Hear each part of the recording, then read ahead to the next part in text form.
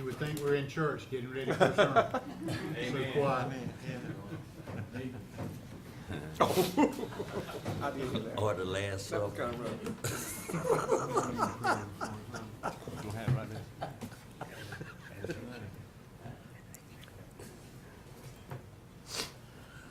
Oh my goodness. Happy New Year to everybody. Happy New Year to you. Thank you, thank you. Good morning to everybody and Happy New Year. And before we begin this morning, I want to thank Vice Chairman Marshall Faircloth for filling in for me on December the 15th for my surgery. I want to thank everyone that has called me, sent me cards, or prayed for me during this time of surgery, and I am doing very well, and I'm looking forward to a complete recovery. It'll take a few more weeks, but if I'm sitting up straighter than I normally do, it's because I'm wearing a back brace. So with that, I'm going to call on Vice Chair Marshall Faircloth to do our invocation and pledge. Let's all stand for the invocation and pledge allegiance, please. Heavenly Father, once again, we come into your presence and we ask your guidance and your blessing upon this group as we deliberate the business of our citizens. We ask that you would be with each of our first responders, Lord, as they put themselves in harm's way in our stead. And we ask that those individuals that are in our service in foreign countries and here also, that you be with them and bless them and bring them home safely. We ask these things in your name. Amen. Amen. I pledge allegiance To the flag of the United States of America and to the republic for which it stands, one nation, under God, indivisible, with liberty and justice for all.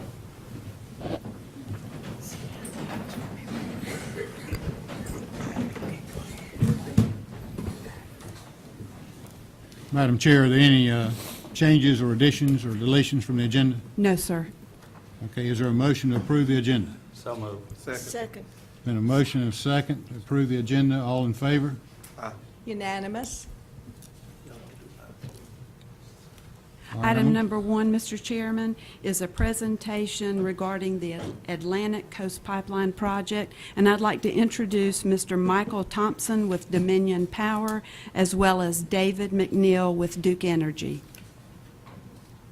Welcome.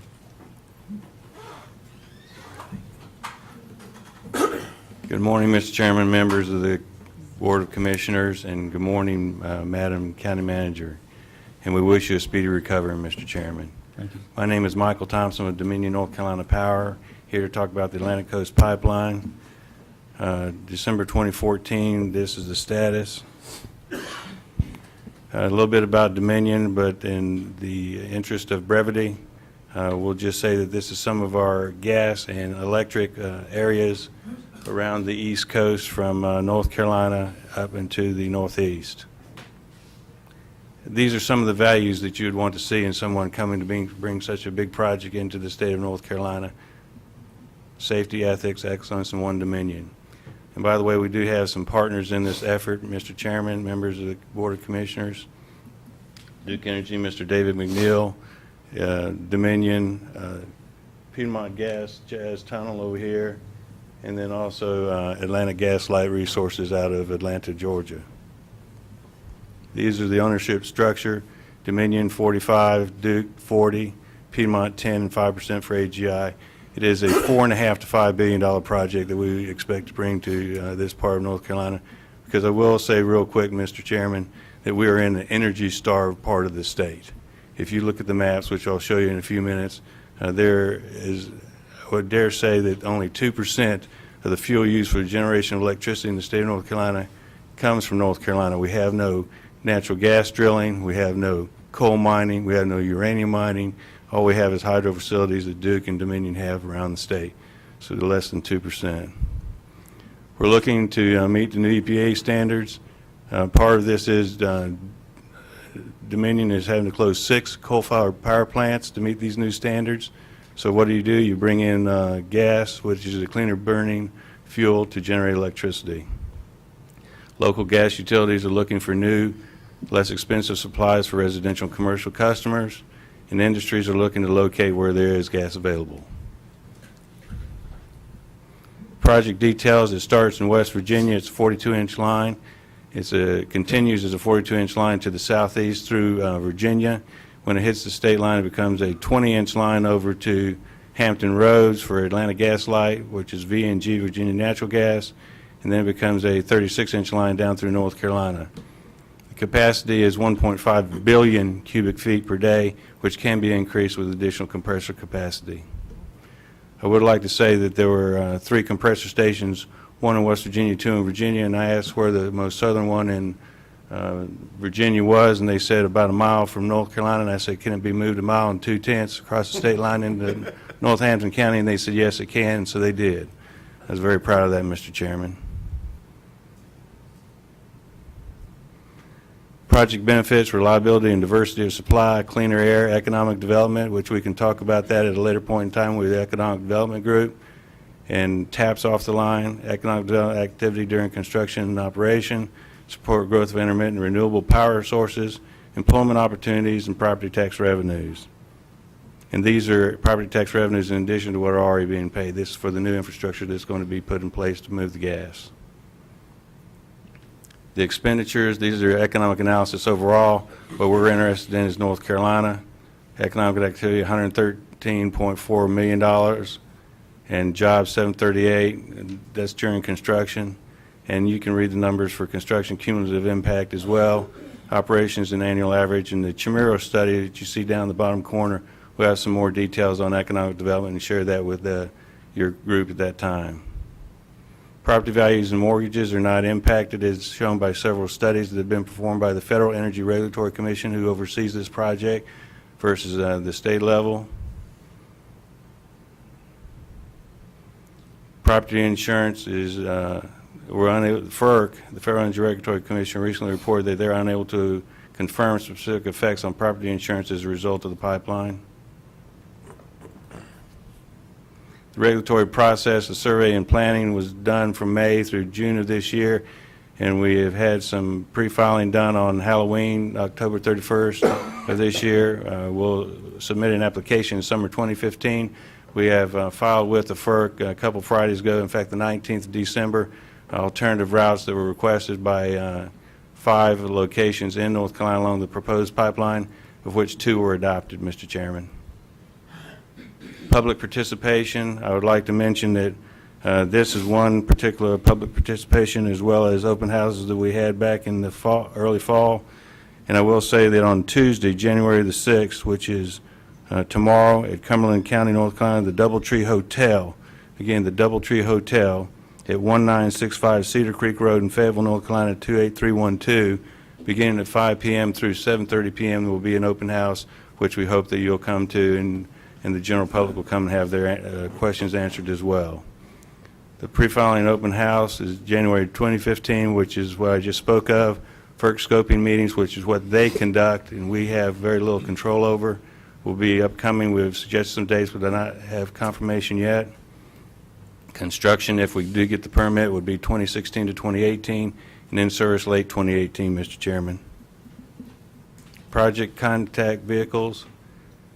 These are some that you have on your presentation. If you need to contact, www.dom.com/AC pipeline is one, and there are several others listed, and we can also take your phone call to me or part of the team, Mr. McNeil, Mr. Tennell. These are rights-of-way. In the top left is a Elkhart in Pennsylvania that has been brought back to the pipeline restoration. You can see that there's very little impact there, if any whatsoever. The bottom left picture has a pedestal which says, please call before you dig. There is a pipeline in the area, and then on the far right you see another restored right-of-way for the pipeline. These are permits and authorizations that are very numerous, Mr. Chairman. I'll let you digest those at your leisure. Additional environmental permits. You see there's a lot of exhaustive studies that are done that we and our partners are conducting to make sure that this is done correctly. additional environmental permits and authorizations in North Carolina specifically, Diener, Department of Environment, Natural Resources, etc. Special considerations for agriculture. There's 4 feet of cover over the pipe in order for you to continue your agricultural operations, etc.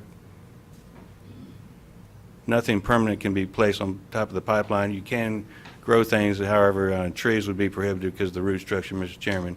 In the interest of time, that is my presentation. If you have any questions, I'm available, or I have my card with the county manager. Okay, thank you. Any questions from any members of the board at this point in time? If not, I would entertain a motion to accept the report. So moved. Is there a second? All right, motion is second. Any discussion? All in favor? Unanimous. Thank you, Mr. Mr. Chairman, thank you for your time and your kindness. Thank you very much. The next item is our consent agenda. Are there any items to be pulled from the consent agenda?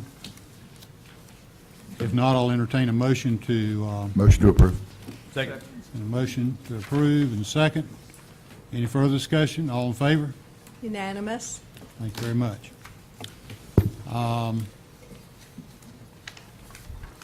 The next item is our nominations to boards and committees, but before we take the items of 5A through G, I'm going to ask our attorney to make a statement concerning some of these appointments. Mr. Chair, in discussions with the clerk on the appointment process that the board has to undertake each year, there are, excuse me, thank you. There are 3 of these, the Air Quality Stakeholders Group, the Alliance Behavioral Healthcare Board of Directors, and the Regional Land Use Advisory Commission, that are subject to the dual office holding prohibition that applies to county commissioners. That is because of the particular way that these 3 are set up. Typically, and the reason being that you do not have to be, you're not serving in those positions because you are a commissioner. If you are serving on a board or appointed to serve on a board because you're a county commissioner, it does not count in the dual office holding prohibition, statutory prohibition, because you're deemed to be actually just fulfilling one of the duties of a county commissioner.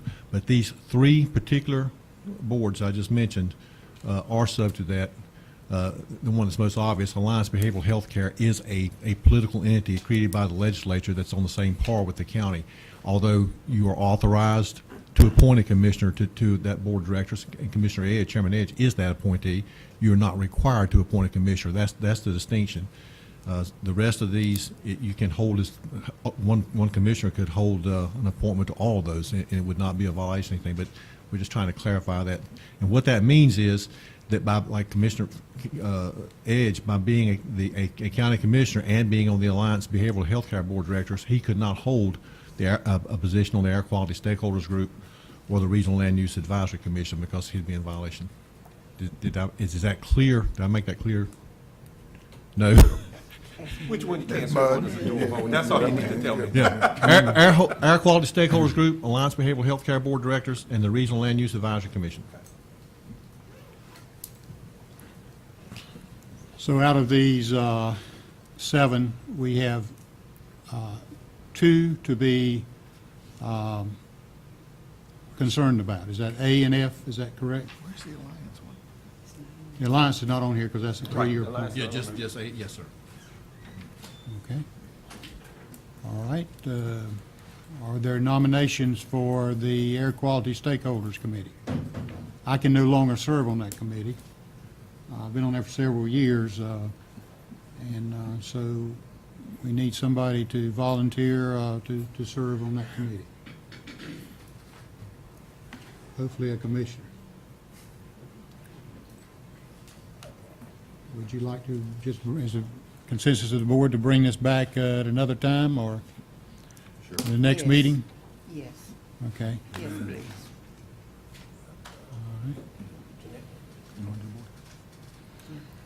Board of Health vacancy, we need 1 commissioner there. I'd like to nominate Dr. Jeanette Council.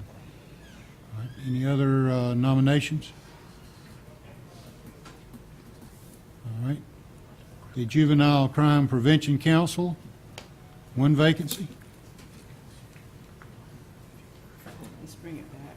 Bring it back. Mr. Chairman.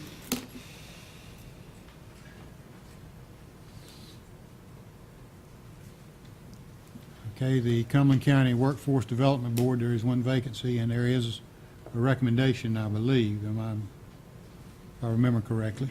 There was one. Mr. Chairman, Yes. recommendation of Dr. Larry King is Jensen McFadden, so I place that name in nomination. Are there any other nominations? The Mid-Carolina Rural Transportation Advisory Committee, one vacancy. Find it fast enough.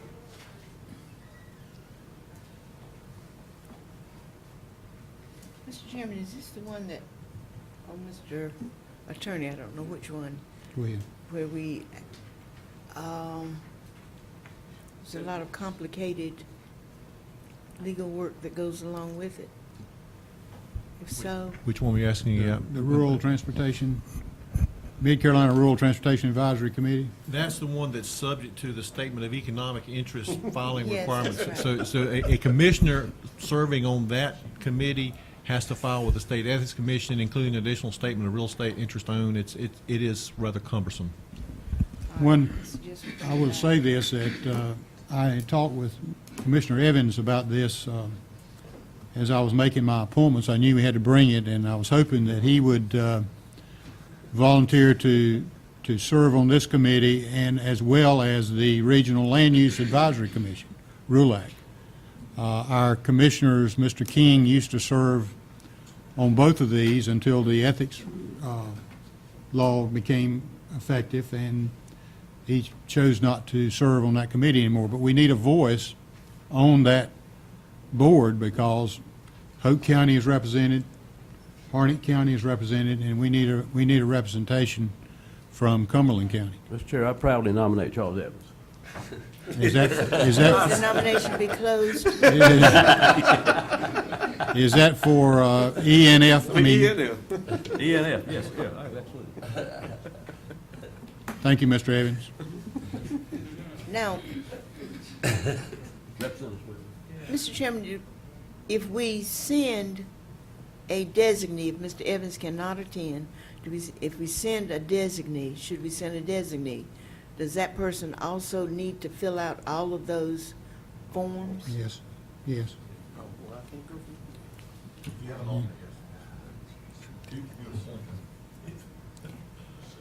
So we can't send anyone if Mr. Evans cannot attend the meeting? I think Mr. Evans could certainly ask them to attend his place. They wouldn't be voting, but they'd be present. In a non-voting Yeah, but if capacity? you appoint someone, they'll be subject to it. Okay. Mr. Chair, I would ask that we direct staff to help Mr. Evans fill out those forms. I'll be glad to I do know they're so. quite cumbersome, and if staff can't do it, I'll be glad to do it for them. I was going to let Commissioner Evans know. I'll be glad Okay. to do that. That's fine. Thank you I again, Mr. Evans. appreciate all you all's help. You wait till you see the forms.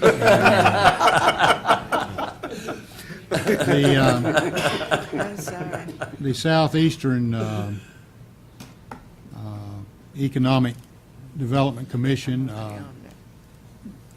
we need, now, Mr. Council, I believe, is already on there, I'm already on there, so we need one other one on one there. more. Is that the one you got to go to Bladen County for? Mr. Chairman, I'll volunteer for that. All right. Mr. Okay. Mr. Adams, thank you so much for doing that. Anybody else who wants to volunteer for anything? So we'll bring back the Juvenile Crime Prevention Council and the Air Quality Stakeholders Committee Right. and at our next meeting. Okay, appointments to boards and committees, Mr. Fairclough. Mr. Chair, I move that we appoint the following individuals to the following offices. To the Board of Health, Dr. Carl Creech. To the Cumberland County Emergency Planning Committee, Matthew Dempster. For the Cumberland County Workforce Development Board, Brenda Jackson.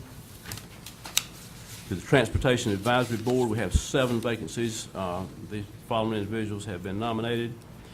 The County Planning Department Director Tom Lloyd, County Health Director Designee O'Keith Harris, the at-large representatives Ann Morrison, Kenneth Washington, Joel Strickland, and Alfred Foote, and the MPO Representative DeLoma West. I move that these be appointed by acclamation. Second. A motion and seconded that these appointees be appointed by acclamation. All those in favor? Unanimous. Thank you very much. The next item is a closed session for economic development. And I would entertain a motion to go into closed session. So moved. Is there a second? Second. Second. All those in favor? Unanimous. Let me make one announcement, if I may, and I should have made this before we made. If anyone wants to stick around, that's okay. I can't tell you if we'll be in closed session for 30 minutes or 2 hours, but if there is any decisions that will be made, we will come back out and announce those in open session. So thank you all for being here, and with that, we will be in closed session. Thank you so much.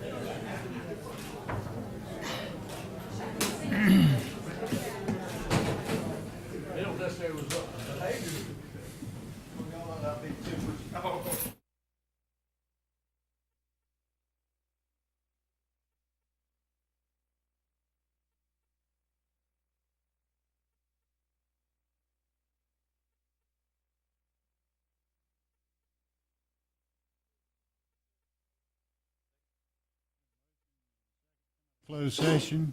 All those in favor? Unanimous. I would call on our attorney to present some information at this time. The board has considered in closed session a proposed incentive package for Sanderson's Farms processing plant. The basic terms of that proposal is that Sanderson Farm will spend approximately $95 million on the processing plant project. It will be located in the industrial park down at Cedar Creek, and there will be a requirement that the county sell the land and Sanderson purchase the land at its appraised fair market value.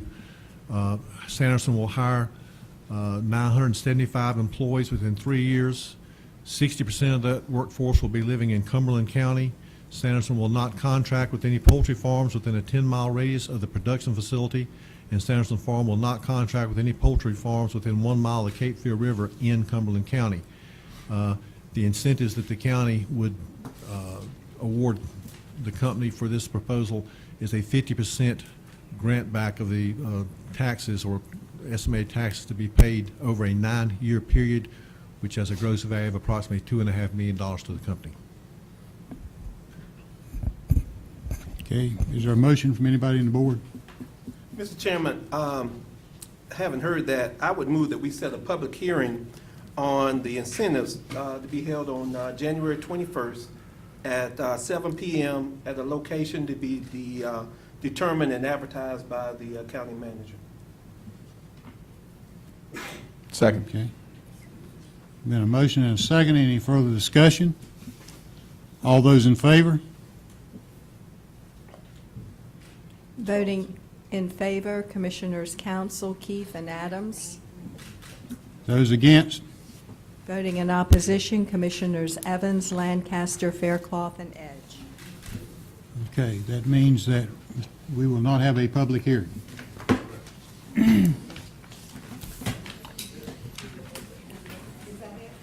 I move that we adjourn. Second? There's been a motion Second. to adjourn, a second. All those in favor? Unanimous.